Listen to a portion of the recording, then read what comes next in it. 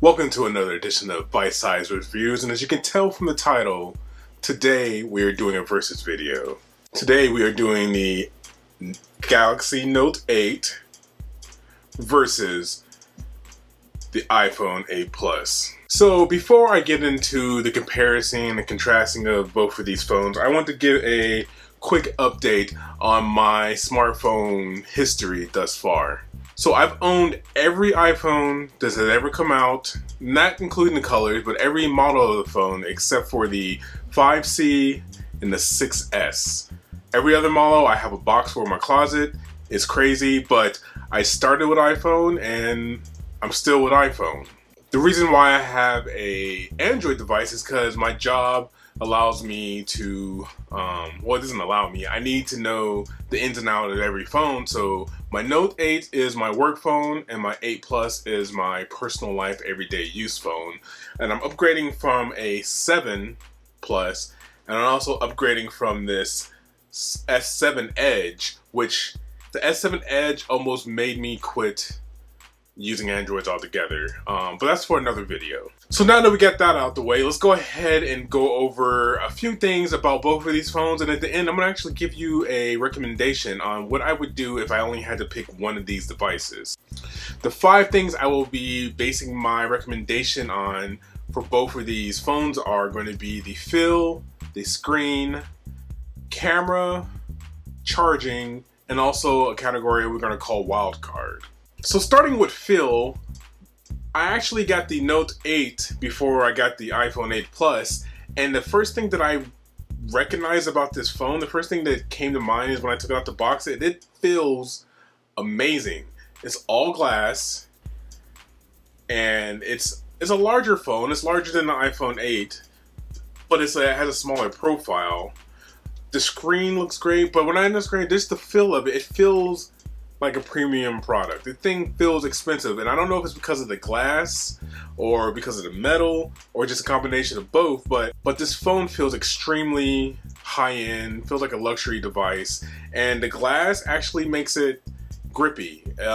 With most phones with aluminum backs and plastic or just metal, it feels really slippery in your hand and you want to get a case for it. I mean, I'm still going to get a case for this one because this is the work phone. If it drops, I guarantee you it's going to shatter all over the place. But as far as just out the box, every once in a while, just having it butt naked feels good. Same goes with the 8 Plus. The first thing I realized is it's a little heavier than a 7 Plus because it's all glass as well, and it feels good in the hands. It almost makes me not want to put a case on it. Again, build quality, heftiness, the feel of the glass is not slippery when I hold it like this. It feels good in the hand. So as far as the feel of the phone goes, I'm gonna have to go with they both feel great, so this is a draw. Before we move on to screen, there is one slight issue with the feel of the phone.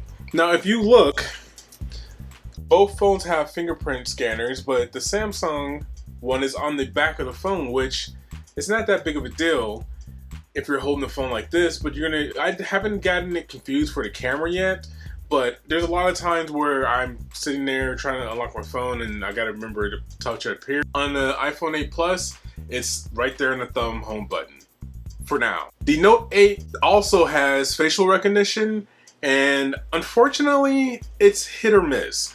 Now, in the past, I've had a lot of issues with facial recognition, whether it be the Connect or video games that promise to scan your face in the games. I don't want to say it's because I'm black, but 9 times out of 10, I either come out looking like a blob or it just doesn't recognize my face. So I don't know if that's the same issue with this Note 8, and that's why I'm not sold on the whole Face ID phenomenon yet. I want to see it act in the real world, and that's one reason I went for the 8 Plus over the iPhone 10, because I have not been sold on facial recognition yet.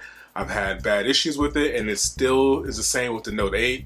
So to unlock your phone is a little cumbersome, but again, just to feel the phone, I'm going to give it to both of them. Now, screen. There's only one of these phones that has an OLED. And there's only one of these phones that has almost a full screen on the front, and it's easy to tell which one. The Note 8 has arguably, no, The Note 8 has the best display I've ever seen on a smartphone, period. The colors are crisp, the pictures look amazing, everything I look on it looks awesome. Videos, text, my emails, stuff that I do for work looks great on this phone. That's not to say that the iPhone 8 Plus has a bad screen. The screen is perfect. It's the best iPhone screen that is out on the market to date.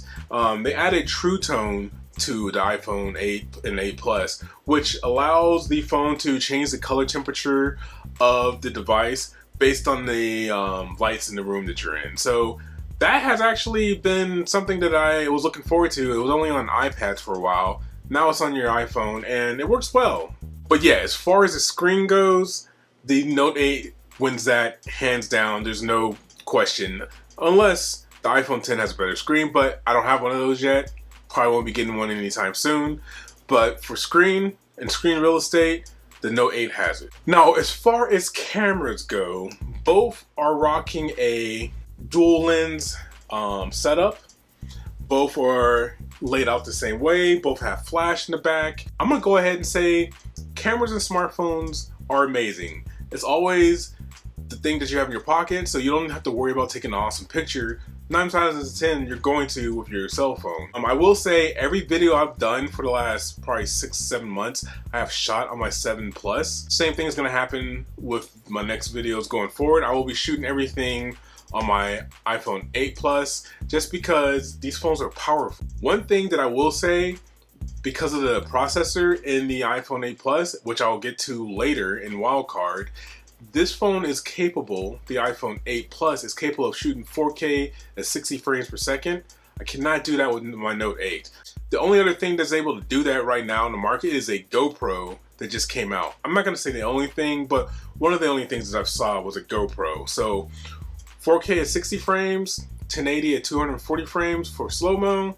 Can't do that in the Note 8, so I'm going to go ahead and say that the iPhone 8 Plus has it as far as cameras go. Now, as I mentioned before, both phones have a glass back.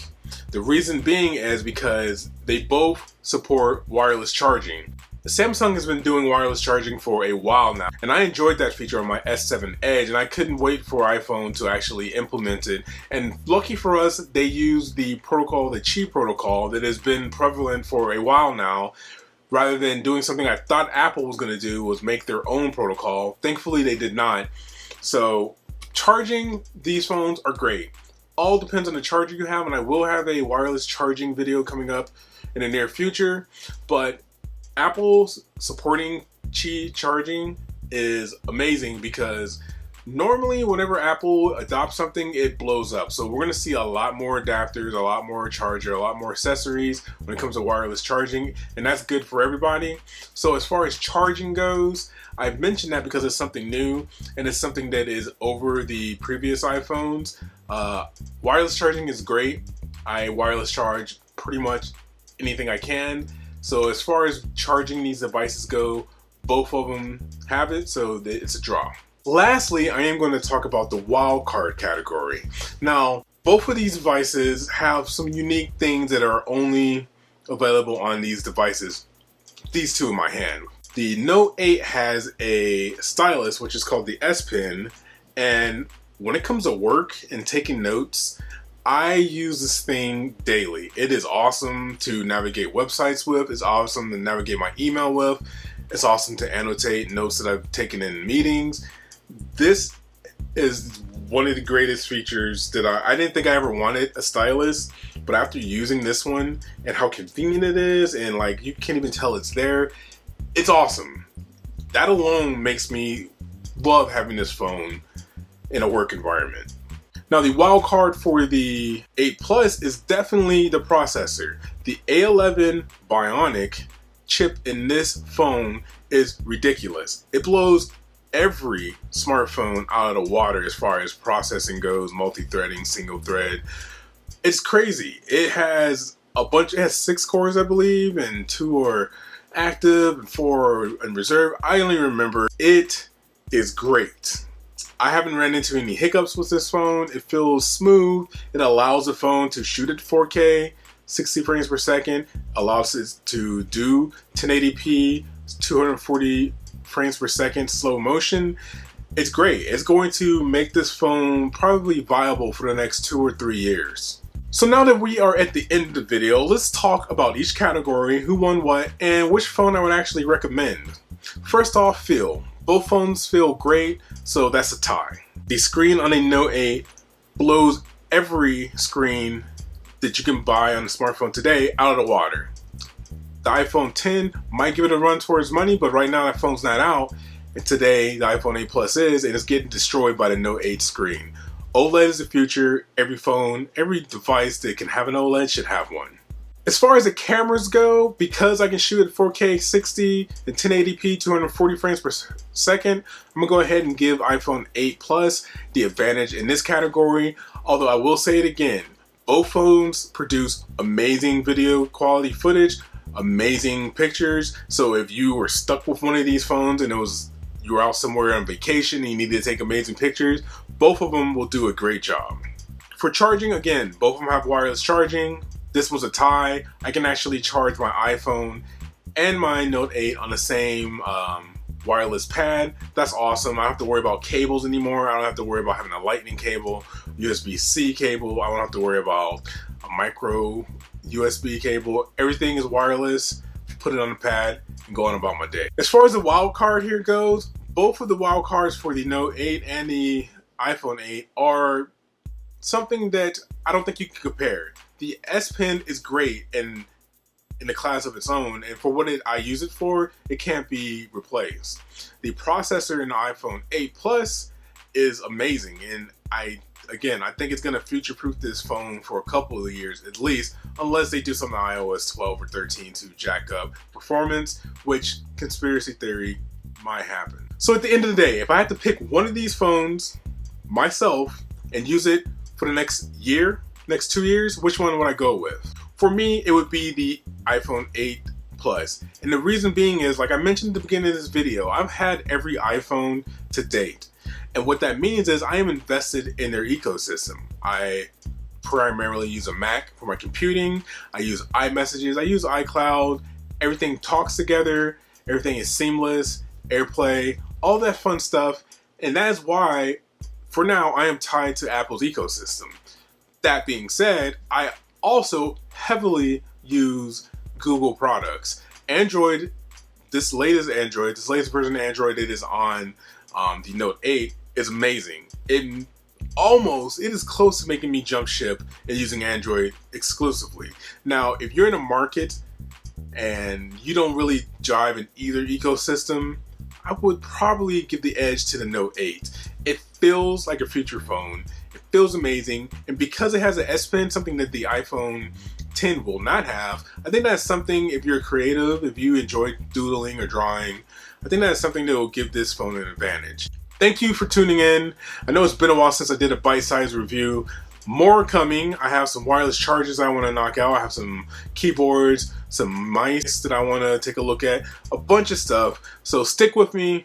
If you like what you see, go ahead and hit that subscribe button, and leave me a comment below to tell me which phone did you end up picking up, or did you go something else? Did you go with a Motorola? Did you go with an LG? I'm really interested to know who's using what phones out there. Thank you, and I'll see you in the next video.